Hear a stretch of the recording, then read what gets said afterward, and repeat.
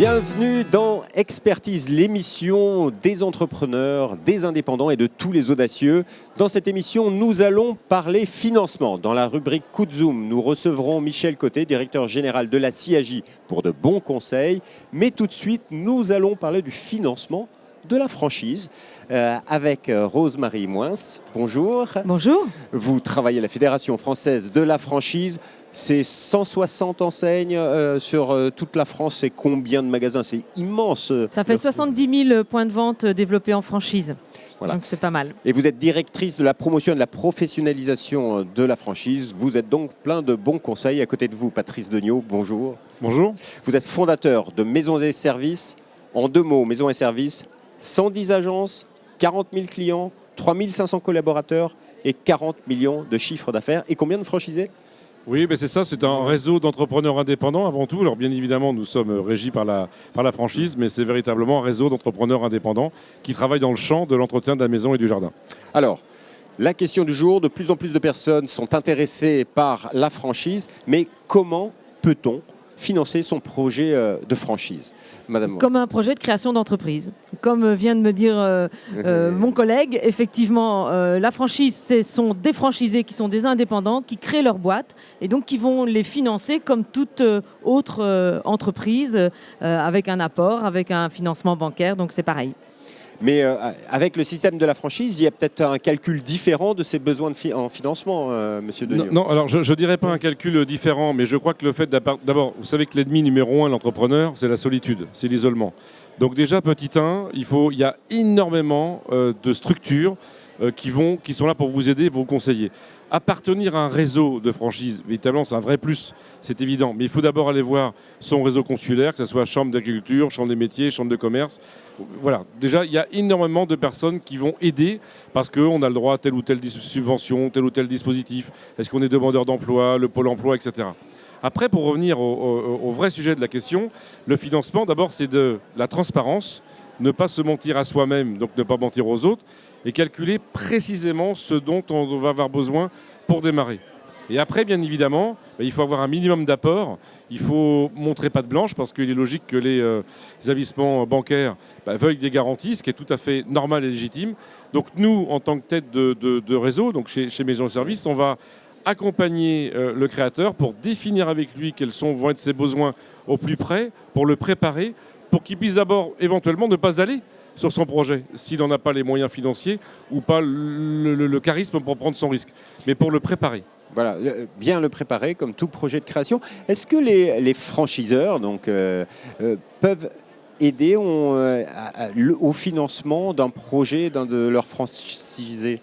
Alors, en tant que tel, le franchiseur ne va pas mettre de l'argent dans l'entreprise du franchisé parce que ce sont deux entreprises, comme on le dit souvent, financièrement et juridiquement indépendantes l'une de l'autre. Donc, il n'y a pas d'entrée au capital dans l'entreprise du franchisé par le franchiseur.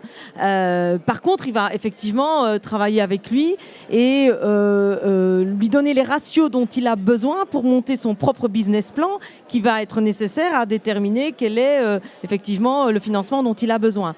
Par rapport au financement, il faut savoir aujourd'hui que toutes les banques du pays sont organisées, en tout cas se sont mises un peu en ordre de bataille pour être bien au courant de ce que c'est que la franchise et des spécificités. Elles ont toutes aujourd'hui des pôles franchises, donc des services dédiés qui étudient les réseaux. Et c'est plus facile, ou ça peut être plus facile pour un candidat à la franchise de financer un projet en franchise que de partir seul, parce que les banques connaissent bien le système aujourd'hui. C'est quelque chose qui... Vous vouliez rajouter quelque chose ? Alors il y a quand même un cas de figure où le franchiseur intègre, c'est dans le cadre des filiales. Par exemple, chez Maisons et Services, un quart du réseau est en filiale. Il y en a dans tous les réseaux. Et là, en effet, le franchiseur va rentrer au capital avec son candidat futur partenaire, mais là on est dans le cadre de filiale, donc le franchiseur en général est actionnaire majoritaire et on a donc un franchisé qui est actionnaire minoritaire. Mais voilà, c'est tout ça, c'est pour... C'est un cas de figure qui existe. Dans tous les réseaux de franchise, on peut avoir ce cas de figure? Alors, cette politique de filiale ou pas? De filiale ou de succursale, la succursale, c'est le franchiseur qui est 100% majoritaire parce que c'est un point de vente en propre qu'il crée. Donc, il est complètement à la manœuvre du financement et elle lui appartient Non, c'était pour les entrepreneurs qui nous écoutaient. C'est peut-être une solution. Oui, ça peut être une solution. Il y a aussi d'autres solutions de type location-gérance. Il y a aussi des franchiseurs qui vont sur ce terrain-là où vous avez des points de vente qui leur appartiennent au départ, qu'ils mettent en gérance, qui est donc géré par un locataire gérant, dont le point de vente, le fonds de commerce ne lui appartient pas. Il ne l'a pas financé, mais c'est une manière de devenir indépendant. Il y a différents modèles possibles. J'ai des partenaires qui sont rentrés en salariés, puis qui sont passés en filiale, donc salariés, gérants, actionnaires minoritaires, puis qui sont devenus maintenant 100% franchisés chez eux. Donc pour des jeunes de 25-30 ans ou qui ont des moyens financiers un petit peu plus légers, c'est une très bonne solution. Oui. Alors si j'ai bien entendu, aujourd'hui, les banques ont des spécialistes du financement de la franchise. Tout à fait, oui. Est-ce qu'il y a des organismes spécialisés dans le financement des franchises? Pas non, du tout. Pas particulièrement, à part les banques. Alors après, on en revient à ce qu'on disait tout à l'heure, c'est de la création d'entreprises. Donc il peut y avoir des aides, comme disait monsieur, à aller chercher. Il faut savoir que créer en franchise, c'est créer. Donc on peut faire appel à tous les réseaux d'aide au financement de la Oui, création mais le franchiseur digne de ce nom déjà est là pour rappeler ça à son partenaire. Sinon, ça serait dommage. Il faut peut-être changer de réseau. Donc un réseau de franchising digne de ce nom va accompagner, va conseiller, va guider. Et puis chaque créateur aujourd'hui doit obligatoirement s'entourer de son propre comptable, aura son partenaire bancaire déjà avec qui il travaille déjà dans la vie avant. Donc et les réseaux consulaires, les réseaux des chambres de commerce sont là aussi pour accompagner de façon neutre et professionnelle tous les créateurs d'entreprises. Qu'ils soient hommes ou femmes. Bien évidemment, alors je vais taquiner un peu les femmes, vous savez, c'est de la discrimination mais positive, puisque les femmes, il y a des fonds spécifiques qui existent pour cautionner 100% de leur emprunt quand vous êtes une femme entrepreneur. C'est vrai, mais bon... On est pas on est très heureux, il y a 40% de femmes entrepreneurs contre 60% hommes, donc il faut favoriser la... Je suis complètement d'accord. On arrive au moment des conseils. Qu'est-ce que le futur franchisé doit faire pour séduire son financeur? D'abord, ne jamais mentir. Vous savez, c'est comme dans la vie amicale ou sentimentale ou professionnelle. On n'est pas obligé de tout dire, mais jamais mentir. Se préparer, ne surtout pas minimiser. Il n'y a rien de pire que de manquer de trésorerie et de devoir arrêter. Donc, surtout, travailler, ne pas mentir, jouer la transparence. Et il faut mieux, dans ces cas-là, aller chercher un partenaire, un associé ou voir avec son franchisé. Moi, en tous les cas, je ne laisserai chez Maisons et Services jamais partir un candidat de valeur sous prétexte parce qu'il n'aurait pas suffisamment de fonds pour démarrer. On l'accompagnera, on l'aidera. Mais ne jamais mentir à son banquier. Oui, et on pourrait rajouter connaître son dossier. Parce qu'on peut se faire accompagner par son expert comptable éventuellement, par son franchiseur, pourquoi pas.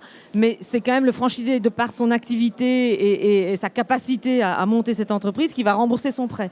Donc je pense que le banquier va s'attacher à vérifier qu'il a en face de lui quelqu'un qui maîtrise son dossier, qui sait de quoi il parle, qui sait pourquoi. Enfin, en tout cas, il argumente pourquoi il va faire tel chiffre d'affaires et qu'il aura la capacité de rembourser son prêt. Merci beaucoup à tous les deux pour ces conseils en financement de la franchise. Donc, bien préparer son dossier, bien le connaître, ne pas mentir et surtout ne pas le sous-estimer. Mais restez avec nous parce que l'émission n'est pas terminée. C'est la rubrique Zoom avec d'autres conseils en financement.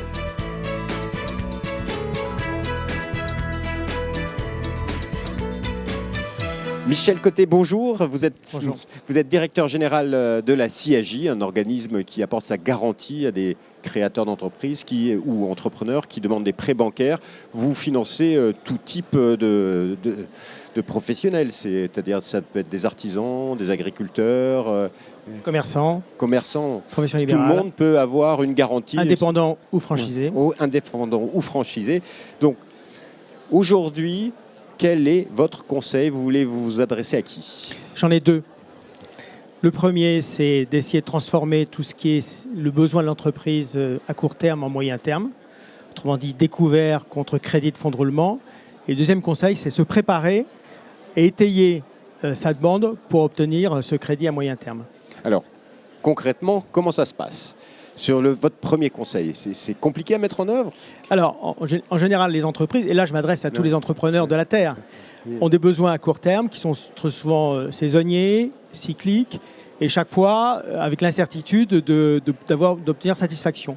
Donc le conseil que je donne, c'est lorsque le besoin est permanent, même s'il est cyclique, obtenir de son financeur, en général la banque, un crédit à moyen terme amortissable. C'est ce qu'on appelle le financement du BFR long. Et je ne fais que rapporter les paroles du gouverneur de la Banque de France, qui a dit il y a un besoin en France, il faut financer le BFR long. Et le deuxième conseil, c'est-à-dire, bien sûr, il faut avoir les outils de gestion, de pilotage, de trésorerie, un peu d'anticipation, un plan. On demande, si on demande un crédit à 3 ans, il faut avoir des prévisions à 3 ans. Voilà, le problème de découvert, c'est que ça masque en fait la prévisibilité. J'ai besoin à 3 mois, on va vous demander qu'est-ce que vous voyez à 3 mois. Or, l'entreprise ne se pilote pas à 3 mois. Même si aujourd'hui, devant les incertitudes, le pilotage est à court terme. Mais voilà, il faut avoir une vision à moyen terme. Il faut vraiment bien préparer sa demande de financement. C'est comme si vous allez à la montagne, vous n'y allez pas en tongs. Prenez quand même des chaussures, un sac à dos, un peu d'eau. Une question un petit peu d'actualité. Aujourd'hui en France, est-ce que les banques prêtent plus facilement aux entrepreneurs ou pas? Alors, les statistiques disent un taux de satisfaction relativement élevé. Pour les petites entreprises, environ 80% de taux de satisfaction, un peu moins que pour les PME et un peu moins que pour les TPI. Vous voyez qu'il y a une corrélation entre taille et satisfaction. Alors après, sur quoi? Sur le financement matériel, pas de souci. Sur le financement immatériel, c'est un peu plus difficile. Et là, le paradoxe, c'est qu'aujourd'hui, dans la création, il y a de plus en plus de besoins immatériels, numériques, digitaux, etc. Donc effectivement, il y a un petit hiatus entre la demande, la réalité de la demande aujourd'hui et la façon dont le système bancaire... C'est peut-être pour ça qu'il y a l'émanation l'émergence de nouveaux sources de financement. Et en ce moment, est-ce qu'on peut dire que les choses vont évoluer sur ces besoins en financement, notamment dans le numérique et le digital? Oui, comme je disais, il y a d'autres sources de financement, financement complémentaire à celui des banques, plus mobile, au sens propre, au sens figuré. Donc je pense que c'est en train de bouger. La demande bouge, donc l'offre va bouger. L'offre va bouger. Merci beaucoup pour vos conseils. Merci à tous. On se retrouve bientôt pour une nouvelle émission Expertise. Vous pouvez toutes les revoir sur la chaîne YouTube Salon SME TV et bien sûr sur demain.fr. Au revoir.